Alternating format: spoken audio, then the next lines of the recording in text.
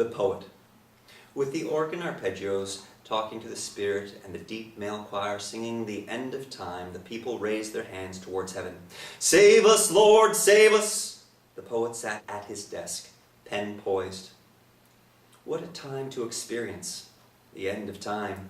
34 hours and 16 minutes. His poem would be sent into a time capsule, his poem floating in eternity. Tethered to his history, the poet looked at the blank page.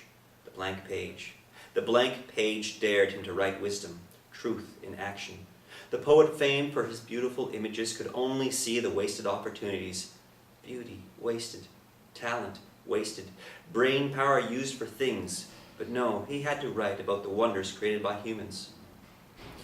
The poet remembered his youth, dreams of peace and beauty, free love with flowers in your hair, music sending excitement through his body, producing his breakthrough poems.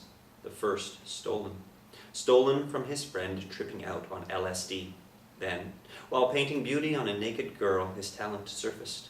But his real poems, the ones he dare not show, wisdom, truth in action, they were not beautiful flowers floating in a magical music, but angry at being alone, at failing to be a rock star, at being an elitist poet, his fat, flabby body.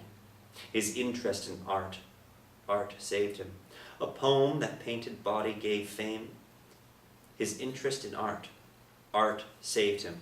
A poem about that painted body gave him fame, fortune, and envy.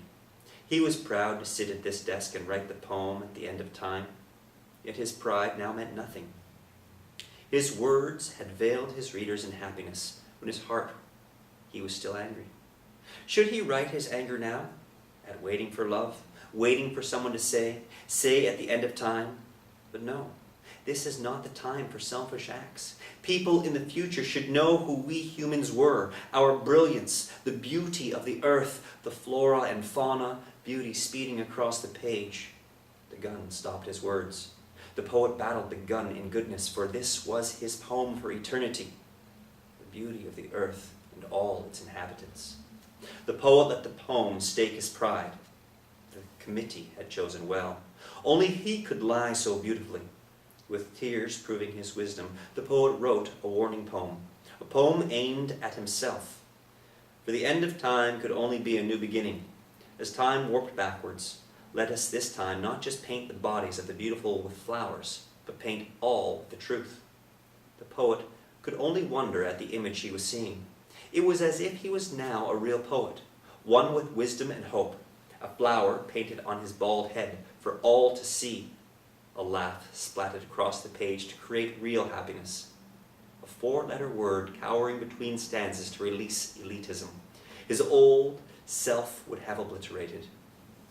With his duty done, the poem praised, the poet danced, a ballet about the ugly all-receiving love. His peers shed their clothes and lay their souls bare, only for time to warp them into the sea.